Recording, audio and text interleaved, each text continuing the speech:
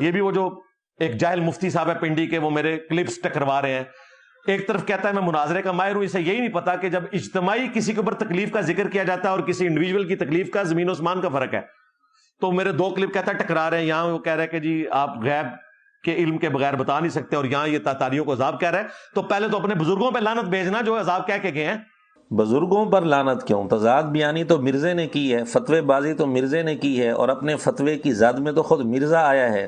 لعنت بزرگوں پر کیوں؟ اصل بات یہ ہے کہ 2022 میں پاکستان کے اندر خصوصاً جنوبی پنجاب کے علاقے میں سیلاب آیا، جس کی وجہ سے بہت زیادہ نقصان ہوا.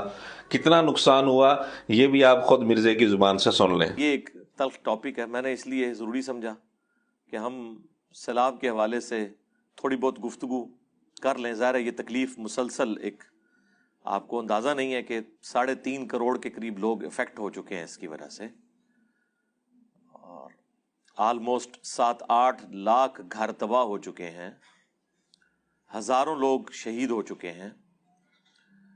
1 ملین، آلموسٹ 1 ملین یعنی 10 لاکھ کے قریب جانور مویشی ہلاک ہو چکے ہیں. تقریباً 3.5 کروڑ لوگ متاثر ہوئے، 8 لاکھ گھر تباہ ہوئے، 10 لاکھ جانور ہلاک ہوئے. اتنے نقصان کے باوجود مرزے نے اس وقت کہا تھا کہ اس سیلاب کو اللہ کا عذاب نہیں کہہ سکتے.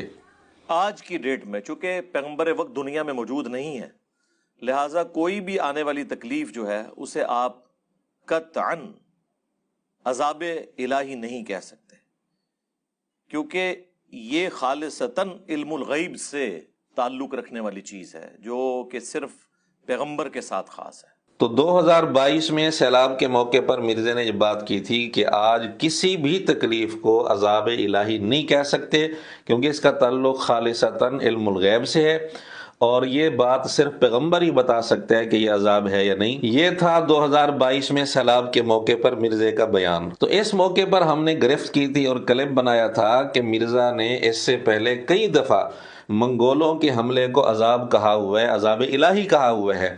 تو اگر اس کا تعلق علم الغیب سے ہے اور یہ پیغمبر کے ساتھ خاص ہے، تو مرزے نے پھر منگولوں کے حملوں کو کئی ویڈیوز میں اس سے پہلے عذاب الہی کیوں کہا ہوا ہے؟ اور واقعی یہ عذاب الہی مسلمانوں کے اوپر نازل ہوا منگولوں کی شکل میں، اور مسلمان کیا کوئی بھی نہیں بچا ان سے. تو ہم نے اس پر کلپ بنایا اور گرفت کی کہ ایک طرف یہ کہنا کہ آج کسی تکلیف کو اللہ کا عذاب نہیں کہہ سکتے، یہ صرف پیغمبر کا کام ہے، اس کا تعلق خالصتاً علم الغیب سے ہے، اور دوسری طرف منگولوں کے حملے کو اللہ کا عذاب کہنا، یہ تو واضح طور پر تضاد بیانی ہے. جب علماء کی طرف سے یہ گرفت سامنے آئی اور مرزے کے شاگردوں نے مرزے سے اس کے متعلق سوال کیا، تو مرزے نے 1 کروڑ دفعہ رجوع کیا اس مسئلے پر. ہم نے اس کی کلیریفیکیشن دی ہے منگولوں کے اوپر، اسپیشلی آپ کا لیکچر آیا اس پہ، تو اس میں بھی ایک آپ سے ایک بات ایسی نکل گئی ہے جس کا پہلے والی بات سے اور اس والی بات کو نا کمپیریزن کریں تو اختلاف بنتا ہے. کہ آپ نے کہا کہ جی منگولوں کو اللہ نے مطلب ان کے اوپر عذاب نازل کیا تھا، آپ نے اس میں کہا تھا، جبکہ آپ نے کہا کہ یہ سیلاب آیا تو اس کو آپ مطلب کہہ دیتے ہیں عذاب ہے.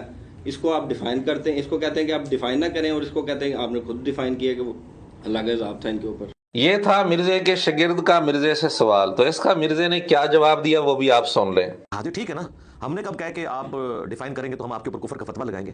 ہم نے تو قرآن و سنت کے دلائل کی روشنی میں اس چیز کو ثابت کیا ہے، یا یہ ہماری اسیسمنٹ ہے کہ منگول جو تھے وہ اللہ تعالیٰ کا عذاب بن کے مسلمانوں پر نازل ہوئے. اس کا جواب تو ہم بعد میں دیں گے. پہلے مجھے یہ بتائیں، مسلم ہسٹری کے اندر جتنے مورخین ہیں، جتنے محدثین ہیں، جتنے مفسرین ہیں، وہ آج تک منگولوں کا مسلمانوں کے اوپر غلبہ، انکلوڈنگ ڈاکٹر اسرار صاحب. ڈاکٹر اسرار صاحب نے ایک پورا لیکچر ریکارڈ کروایا انڈیا میں مسلمانوں کا ماضی، حال اور مستقبل. اس میں انہوں نے کلیئر کٹ یہ بات کہی کہ جس طریقے سے بنی اسرائیل پر 2 عذاب کے کوڑے پڑے تھے، ایک مشرق کی جانب سے نیبوکڈ نظر آیا تھا اور مغرب میں ٹائٹس آیا تھا. مسلمانوں پہ بھی پہلا کوڑا مشرق سے تاتاریوں کی شکل میں پڑا اور مغرب سے جو ہے برٹش امپائر کی شکل میں اور کولونین پاورز کی شکل میں. اس وقت یہ کہاں مرے پڑے ہوئے تھے کہ ڈاکٹر سرار صاحب کو کہتے ہیں کہ یہ آپ کیا کر رہے ہیں. اس وقت تو ان کو پتہ ہی نہیں تھا کہ اس میں سے یہ جو بات نکلنی ہے کہ بابے فارغ ہونے ہیں، چونکہ ڈاکٹر سرار نے ان کے بابے فارغ نہیں کیے تھے، ان کا دماغ بھی اس طرف نہیں گیا. تو یہ ویڈیوز ان کی ریکارڈڈ ہے. جو ڈاکٹر اسرار کے اوپر فتویٰ اور جو پرانے لوگ لکھتے آئے ان کے اوپر فتویٰ لگانا ہے وہ میرے اوپر لگائیں. اور اگر آپ صرف سنگل آؤٹ مجھے کریں گے تو سرکار پھر یہ تو زیادتی والی بات. حالانکہ یہ کوئی زیادتی والی بات نہیں تھی. ڈاکٹر اسرار صاحب وغیرہ پر فتویٰ تب لگتا جب وہ یہ اصول بناتے جو مرزے نے بنایا کہ آج کسی بھی تکلیف کو اللہ کا عذاب نہیں کہہ سکتے، اس کا تعلق صرف علم الغیب سے ہے، یہ صرف پیغمبر بتا سکتے ہیں. اس طرح کا فتویٰ، اس طرح کا بیان ڈاکٹر اسرار صاحب یا کسی اور نے نہیں دیا تھا۔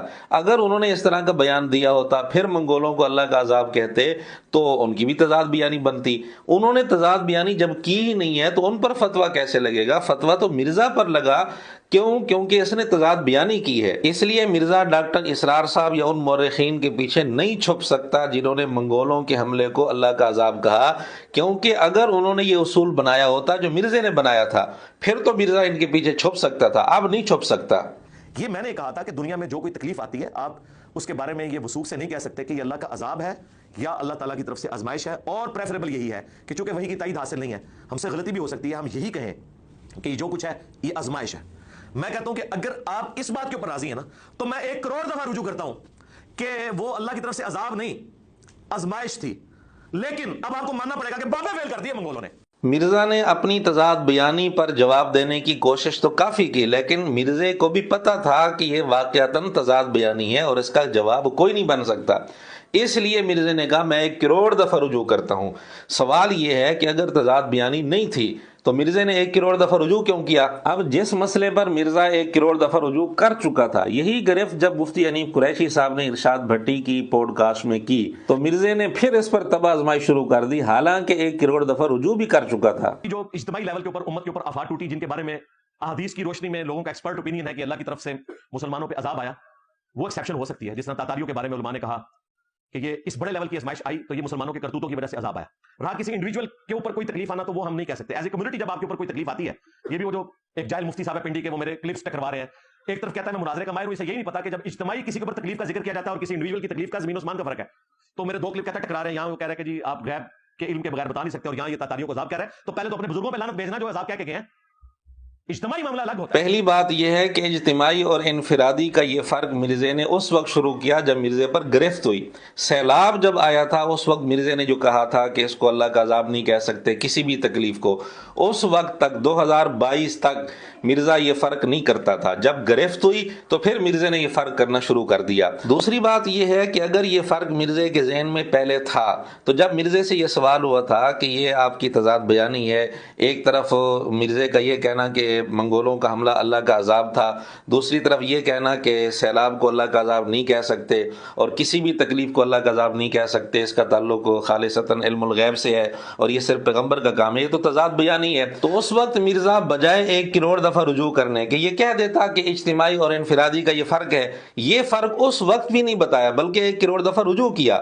اگر یہ فرق مرزے کے ذہن میں اس وقت تھا تو 1 کروڑ دفعہ رجوع کیوں کیا تھا اور یہ فرق اس وقت کیوں نہیں بتایا تھا؟ اور تیسری بات یہ ہے کہ 2022 میں جب سیلاب آیا تھا، جس کا نقصان آپ مرزے کی زبان سے سن چکے ہیں کہ تقریباً 8 لاکھ گھر تباہ ہوئے اور 10 لاکھ جانور ہلاک ہوئے اور اسی طرح تقریباً 3.5 کروڑ لوگ متاثر ہوئے، تو جس سیلاب کی وجہ سے اتنا نقصان ہوا، کیا یہ بھی انفرادی تکلیف شمار ہوگی، اجتماعی تکلیف شمار نہیں ہوگی؟ اگر یہ انفرادی تکلیف ہے تو پھر انفرادی اور اجتماعی کا معیار کیا ہوگا؟ اس کو قرآن و سنت سے ثابت کرنا مرزا اور اس کے شاگردوں کی ذمہ داری ہے کہ یہ قرآن و سنت سے ثابت کریں کہ منگولوں کا حملہ یہ تو اجتماعی تکلیف بن سکتی ہے اور سیلاب جس سے اتنا نقصان ہوا وہ اجتماعی تکلیف نہیں بن سکتی، وہ انفرادی تکلیف ہے۔ یہ فرق قرآن و سنت سے ثابت کریں اور بتائیں قرآن و سنت میں انفرادی اور اجتماعی تکلیف کا کیا معیار ہے۔ اور آخر میں ہم ناظرین سے بھی پوچھنا چاہتے ہیں کہ سیلاب جس کی وجہ سے اتنا نقصان ہوا، یہ انفرادی تکلیف شمار ہوگی یا اجتماعی؟